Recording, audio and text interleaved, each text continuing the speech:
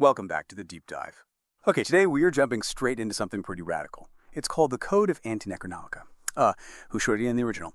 It's this document published by the Multi-Intelligent Orders of the Antinecronomica, and the authors listed are Dr. Ruslan Burlikov and Dr. Vina Poligankaya.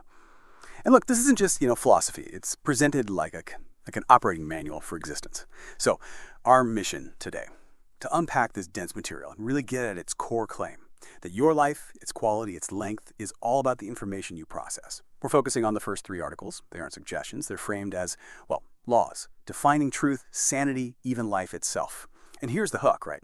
The Codex basically says immortality isn't some mystical thing, but a direct, almost mechanical result of thinking correctly. It is a very aggressive starting point, absolutely.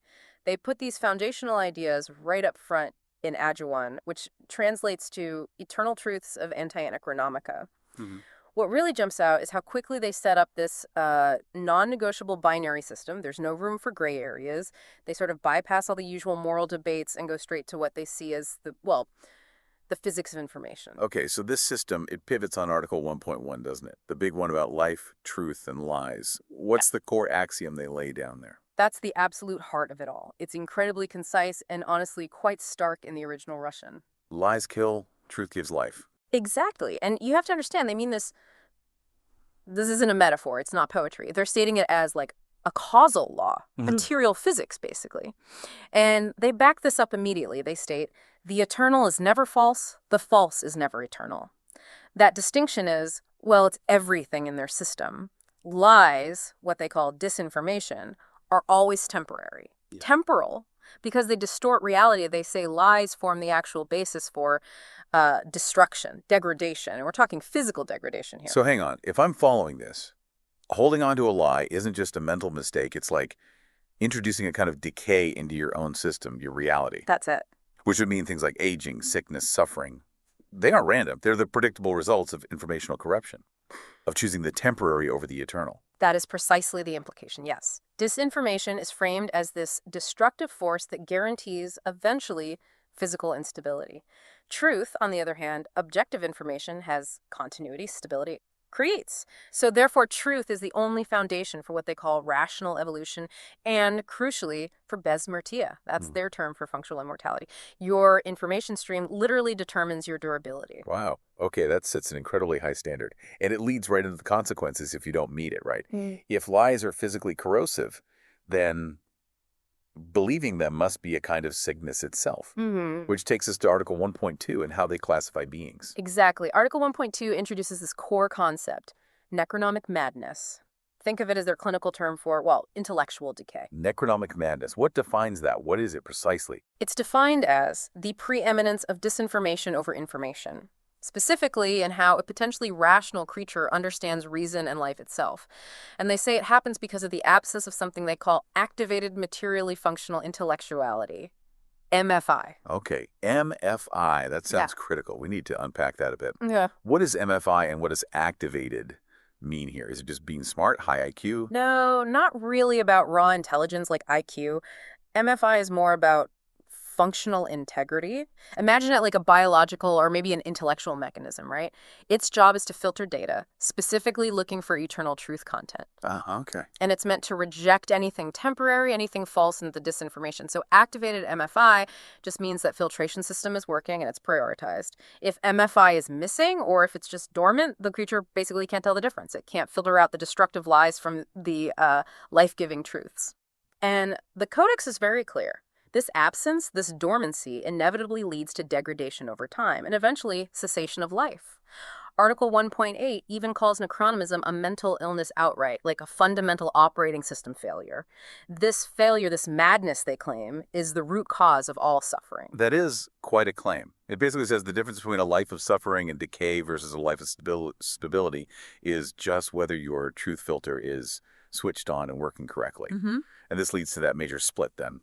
The two categories of beings. Precisely. Article 1.2 basically forces every potentially rational creature into one of two camps. It all hinges on whether that MFI is active. So first you have the informationally emotional beings, IEDs. The Codex calls them the reasonable immortals. Reasonable immortals. Yeah. Their MFI is active. They consistently prioritize eternal truths. This, according to the text, gives them genuine self-awareness and the potential for, well, unlimited personal development over time. And this automatically leads to besmertia, a state of non-limited improvement in life quality.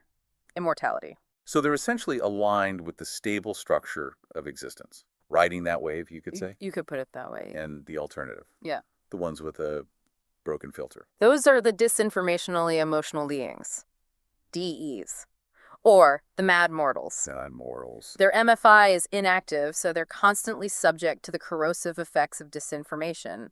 For them, degradation, entropy, self-destruction. These aren't just risks, they're guaranteed. Their whole existence is built on temporary lies, so they are guaranteed to decay, to fall apart. This whole framing, it really changes how you think about self-improvement, doesn't it? Mm. It's not just about being a bit better. It's presented as shifting your entire category of being. Absolutely. Which brings us neatly to Article 1.3 and that ultimate state they describe, the principle of besmertia, immortality. Right. And the Codex ties it all together there. The key statement in 1.3 is, Ilomia. Mortals are mad, reasonable are immortal. So, it's the logical conclusion. It's the direct conclusion from the first two articles, yes.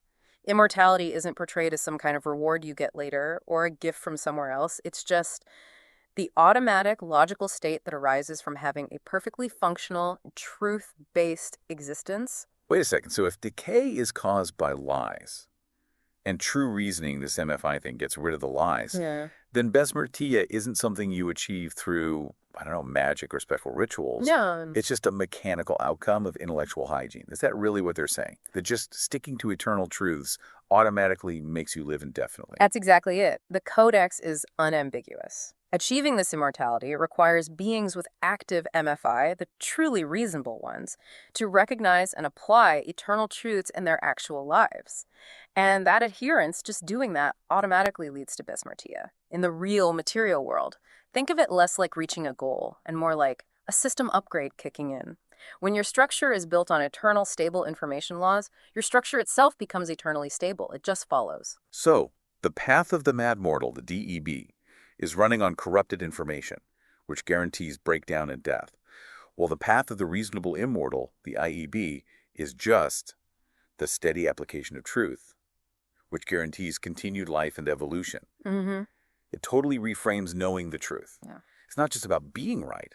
It's presented as the single most important act for physical survival and longevity. It synthesizes the whole argument perfectly, doesn't it? The entire structure they lay out, from the basic principle in 1.1 all the way to the ultimate fate described in 1.3, it all hinges purely on that ratio. The ratio of information to disinformation that an individual mind processes. It argues pretty bluntly that your quality of life, even how long you physically exist, is a direct measurable function of your intellectual integrity. And this is where it becomes really pointed, I think. Yeah. Especially for anyone listening, trying to figure out where they fit. The Codex insists that being an IEB or a DEB, reasonable immortal or mad mortal, it's got nothing to do with how old you are biologically or your history or even what you look like. Nothing at all. It depends only on whether your MFI, that truth filter, is active right now. Yeah. It doesn't matter how long you've been around. What matters is how you're processing reality in this moment. Yeah, it puts all the responsibility and all the risk right onto the individual. If you're experiencing suffering, decay, problems, the Codex essentially says that's not bad luck. Right. That's the logical output of an operational error. You're running on too much false temporary data. So, for you listening, thinking about this Codex offers a pretty stark, maybe even chilling way to look at things. If objective eternal truth is what grants stability and immortality, and if embracing temporary falsehoods is what causes this necronomic madness and leads to self-destruction, then we have to ask the question the authors seem to be forcing on us. What foundational lie, what piece of unexamined temporal disinformation might you be building your own life on right now? The kind of thing that, according to this framework, puts you squarely on the path of the mad mortals. That feels like the insight demanding your next deep dive.